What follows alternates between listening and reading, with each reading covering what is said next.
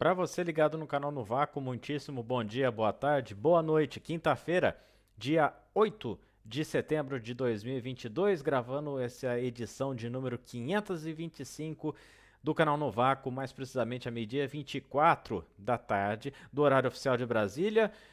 Obrigado por vocês que estão nos acompanhando aqui no canal no Vácuo. O canal está crescendo, crescimento orgânico, pequenininho, mas está indo. Isso que é o mais importante. Obrigado pelo seu clique. Obrigado pela preferência e não se esqueça de deixar aquele like, compartilhar o vídeo nas redes sociais. Grande Prêmio da Itália de 2022 tem pintura comemorativa da Ferrari, dos 75 anos da Ferrari. Eles pintaram ali o nome da equipe em amarelo. O amarelo é a cor de Modena, né? Então, na tampa do motor, asa traseira tem detalhes em a tampa do motor está praticamente toda amarelo, né? Com a inscrição 75, da alusão aos 75 anos da Ferrari. E é isso que a Ferrari vai ter para mostrar praticamente nesse final de semana. Vai ter um carro rápido de reta, obviamente, um carro bom de classificação. A famosa ou famoso ritmo de corrida é incógnita, completamente incógnito o ritmo de corrida da Ferrari para Monza. Principalmente porque os pneus selecionados para esse final de semana são os mesmos do Grande Prêmio de Spa, não, foi o Grande Prêmio da Hungria. C2, C3, C4. Então eles levam ali a gama mediana, que para. Não, não, perdão. É o mesmo da Holanda. Perdão, erro. Erro. C2, C3, C4 foi o mesmo da Holanda. E é aquela gama, né, que com os pneus duros, a Mercedes mostrou bom desempenho lá na pista holandesa e era ameaça, que depois a gente sabe que o Verstappen ia dar um jeito, mas era ameaça para a vitória do Verstappen com o Hamilton e o Russell andando forte ali no segundo stint depois da primeira parada de pneus. Voltando para o caso da Ferrari, o Sainz pode ter um carro mais leve para essa corrida e tomar aquelas famosas punições larga lá do fim do grid. Tudo para poder fazer com que a Ferrari, mesmo vindo lá de trás, numa pista que é mais fácil de ultrapassar, são duas zonas de DRS, a Ferrari possa vir aí com um motor mais novo para a sequência do campeonato, porque a gente faz agora, a gente não, né? Eles correm agora Monza, pula uma semana, aí tem Singapura, Japão, aí entramos na fase final do campeonato, faltando aí hoje, contando com a Itália, faltam 7 provas, faltariam então depois da Itália 6 provas, mais a sprint no Brasil. Então, o campeonato entrando na sua reta final. Nem vou falar de classificação de pilotos, que todo mundo sabe que o Verstappen não é questão de se vai ganhar, é quando vai ganhar, porque a minha aposta é que ele já leva o título por antecipação lá no Japão. E hoje, com 109 pontos de diferença, sendo que serão disputados, serão disputados não, se ele terminar na segunda colocação, ele vai ter 57, perdão, com o da sprint ali descontados, então já não precisa ganhar. E depois da quinta prova, depois da Itália, quando faltaram 6 provas para o final, aí teremos 6 vezes 5, 30, 151, 158, perdão, pontos em disputa. Aí já começa, a diferença está em 109, faltam 158, né? Se ele aumentar a diferença na Itália, aí já começamos até a falar em alguma chance de título em Singapura. Vocês têm a base de como está o domínio do Verstappen. E para que essa, essa missão do Verstappen fique ainda mais fácil, se o Pérez vir junto, ajuda. Mercedes não tem aquele carro lá de reta. Teve um bom desempenho lá no segundo setor do circuito da Holanda, mas quando é reta, velocidade final mesmo, a Mercedes ainda fica para trás. Vamos ver o caso da McLaren, que também é outra que está em velocidade final de reta, é um carro muito aquém das expectativas, um carro ruim de aerodinâmica ali para vencer o A nas longas retas da, de Monza, lá da Itália. E esperamos, né, que a Alpine venha um pouco mais para frente, talvez ali brigar por uma terceira fila. É isso que a gente consegue esperar. Mercado de pilotos. Conversas sérias, e segundo apurou o site Grande Prêmio, de Drogovic com a Aston Martin. Essa relação Drogovic-Aston Martin já tinha sido veiculada pela imprensa europeia antes. Aí o Grande Prêmio fez a apuração deles e cravaram agora que o Drogovic entraria aí com volta de 35 milhões de dólares. Aí seria piloto reserva, faria alguns treinos livres. Eu já falei isso na semana passada. Se é uma equipe para o Drogovic fazer a função de piloto reserva, essa equipe seria a AlphaTauri, seria a Red Bull. Porque esperar que o Alonso, que vai chegar lá por mais 2 anos, vai deixar ele andar numa corrida, esperar que o Lance Stroll, que é filho do dono, vai deixar ele andar alguma corrida, é só no caso de uma substituição, como foi o caso das 2 corridas que o Hülkenberg substituiu o Vettel, que estava com Covid esse ano.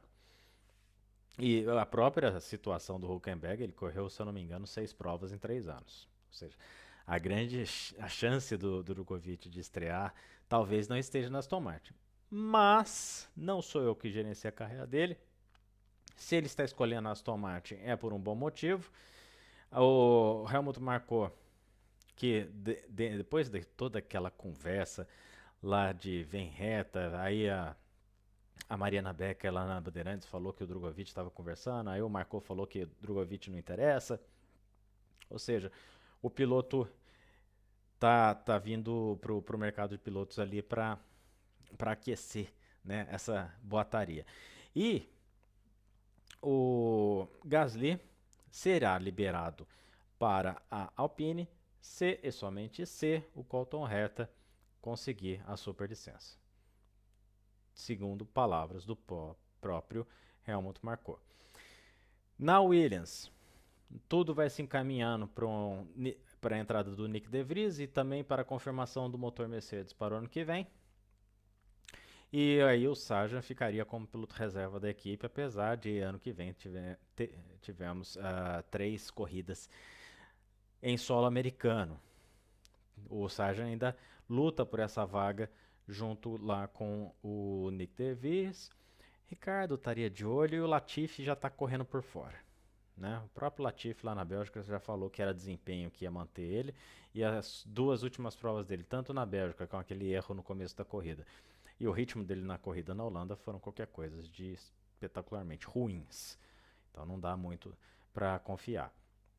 O Chu, ao que tudo indica, caminha para uma renovação na Alfa Romeo, mas o Pourchaire está de olho. O Pourchaire é cria do Vasseur. O Vasseur já começou a dar aquela fritada no chinês, falando que não caiu o pagamento e não sei o que. Aí, né, franceses são um pessoal bem fechado quando se diz da são bem protecionistas. Pronto, veio a palavra quando se diz em companheirismo, né, e aleleblé. Então, não se surpreenda se o Pourchaire for confirmado na Alfa Romeo daqui a algumas semanas. E o Ricardo, que a Haas disse que ligou para o Ricardo, mas a própria Haas depois desdenhou. O negócio da Haas está sendo ali ficar como equipe B da Ferrari, e se o Schumacher não fizer a renovação, ou se não conseguir a vaga, melhor dizendo, lá para Alpine, que está esperando só a definição da superlicença do Reta para fazer o anúncio, então aí o Schumacher ficaria na Haas. Não tem motivo para mudar, mas aí já ficaria por conta própria, não seria piloto do programa de desenvolvimento. O Giovinazzi faz testes na Fórmula 1 nos primeiros treinos livres agora e nos Estados Unidos para dar mais tempo de pista para ele e para manter a superlicença ativa também, né? Ainda que ele tenha feito a temporada da Fórmula E e uma temporada da Fórmula E abaixo da crítica. Tava de Dragon, não sei o que tal, mas o Sete Câmara pontuou e o Giovinazzi não saiu das últimas posições em corrida alguma, em corrida nenhuma. Uma lástima. Tá assim o mercado de pilotos. A gente vai para a Itália então com a nossa aposta de pódio. É Verstappen, Pérez. E a terceira colocação, olha, se não tiver nenhuma coisa extraordinária, vai ser o Leclerc. Mas como a gente sabe que, né, que a confiabilidade e o ritmo de corrida da Ferrari não tá lá aquelas coisas, vou manter a aposta no Leclerc, mas vou perder. Esse terceiro lugar vai ficar com o carro da Mercedes, você escuta o que eu tô falando.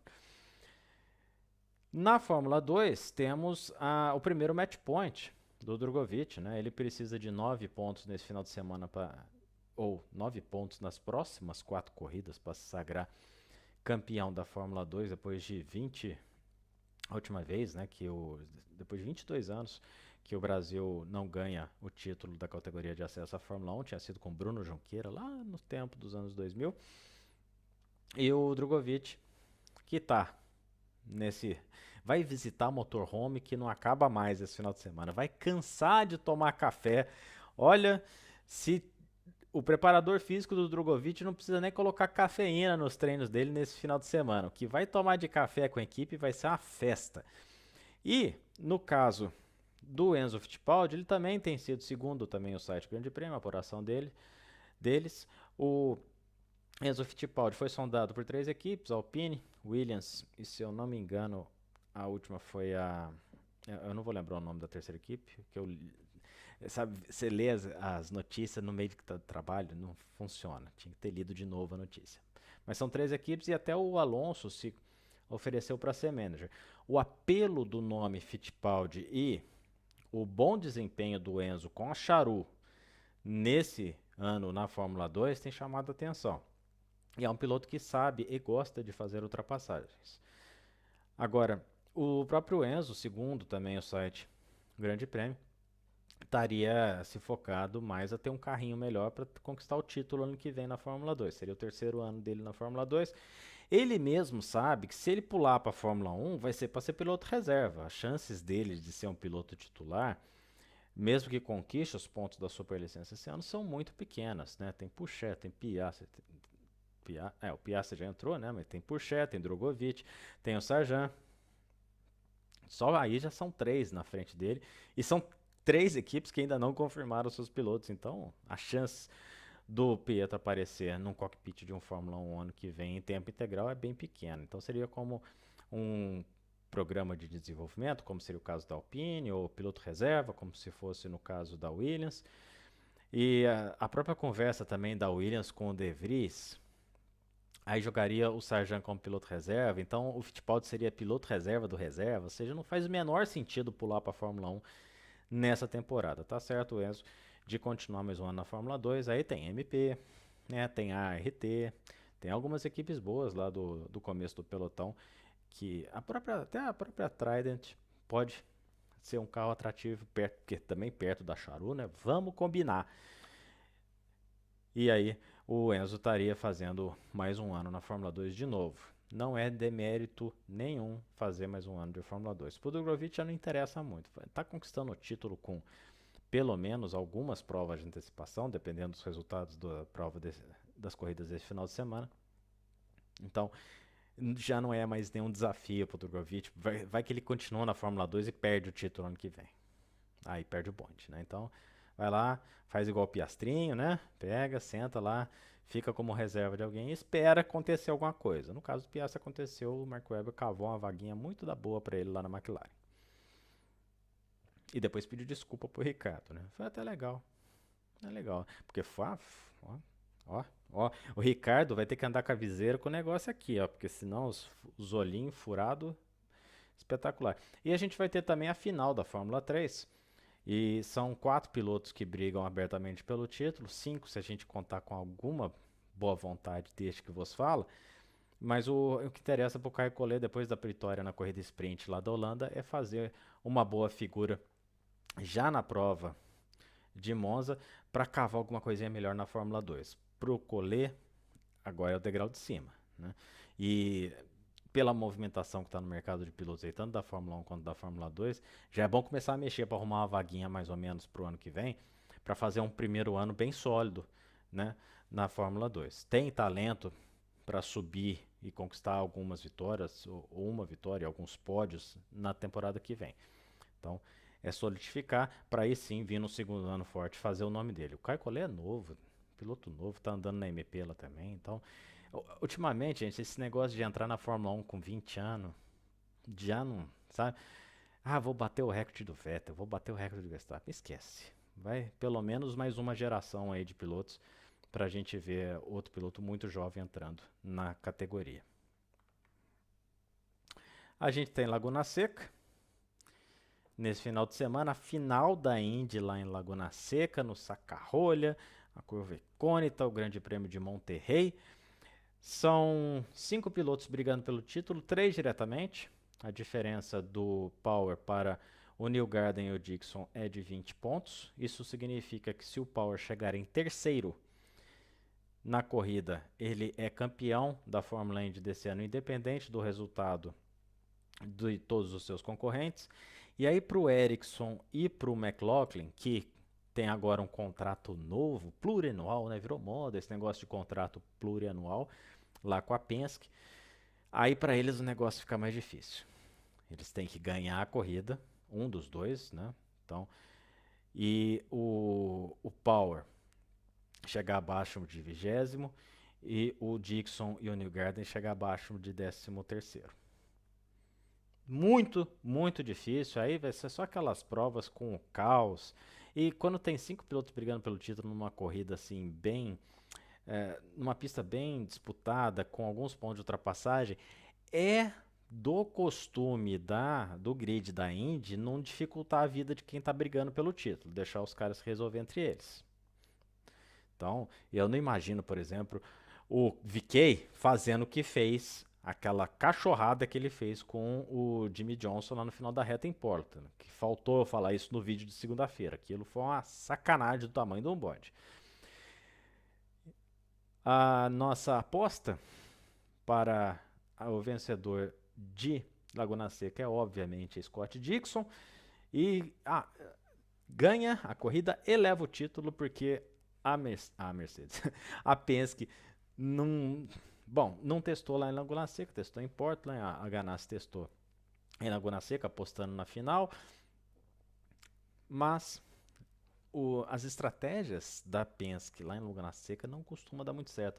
E tem um grande porém para esse ano, a pista vai ser recapeada ao final da temporada, então é a última vez que eles vão andar nesse asfalto velho extremamente abrasivo. Então, desgaste de pneu lá em cima. A hora certa de parar para colocar pneu vermelho e preto vai ser decisiva para a corrida de domingo, a partir das 4h30 da tarde.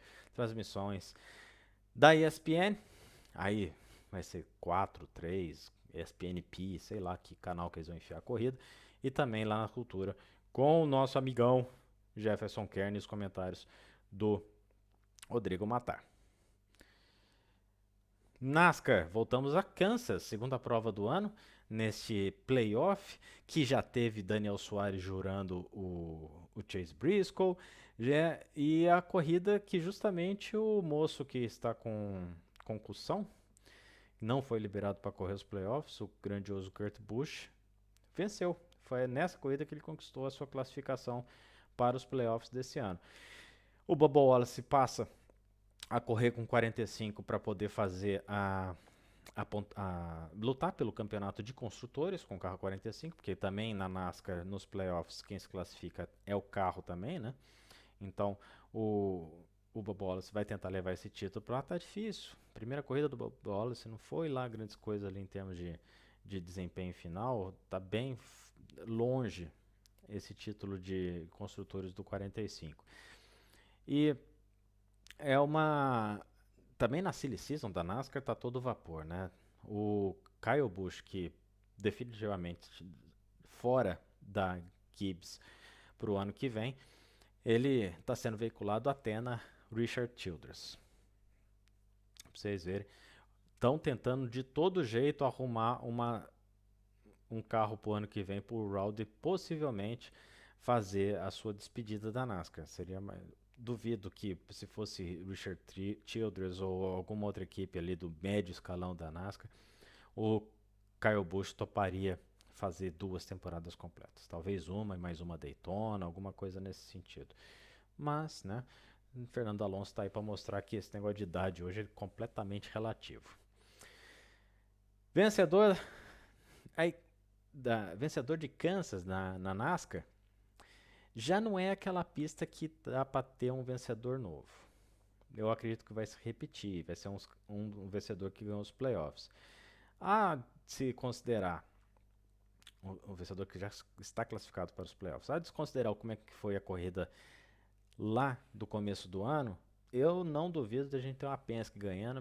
Minha aposta será de Ryan Blaney para a vitória, para a gente tocar a Queen na segunda-feira. E por fim, nesse movimentado final de semana, primeiro final de semana de setembro, nós temos o Grande Prêmio de Manicourt da World Superbike. World Superbike é a famosa categoria de motos que tem 3 pilotos e o resto do grid, né? Jonathan Rea, Toprak Hatzgot-Glioli e o Álvaro Batista disputam o título desse ano, os três separados ali em torno de 40 pontos. São 3 provas por final de semana, né? A prova 1 no sábado, a Superpole no domingo e depois a prova 2, contam pontos. Então, a gente espera bastante disputa numa pista boa para motos, uma pista bem seletiva ali e com retas muito longas, né? Não deu muito certo na MotoGP, vamos combinar. Mas para o World Superbike funciona legal. E como é uma pista com reta muito grande, esses três vão largar e vão sumir. Então você esquece Rubem Rinaldi, essa galera que chega sempre de quinto, quarto para baixo. Para conquistar um pódio na França, vai ter que acontecer alguma coisa de errado com um dos três que estão lá na frente. Para a gente tocar Queen na segunda-feira, vitórias do duas do Ria e uma do Bautista, e é assim que a gente vai. Bom, fechamos aí mais uma edição do Canal no Vácuo. A gente volta na segunda-feira com mais informações para vocês do mundo do automobilismo, comentando a corrida lá da Fórmula 1, da Fórmula 2, Fórmula 3, NASCAR, World Superbike e a finalíssima da Indy lá em Laguna Seca. Um grande abraço para vocês. Juízo esse final de semana. Oficialmente acabou o verão aqui onde estou. Já foi o primeiro dia de chuva o tempo inteiro, com ventos acima de 14 metros por segundo. Isso dá mais ou menos 42 km por hora, constante. Ou seja, pedalar nesse vento é uma delícia, principalmente quando encontra. Parece que tem um paraquedas atrás de você.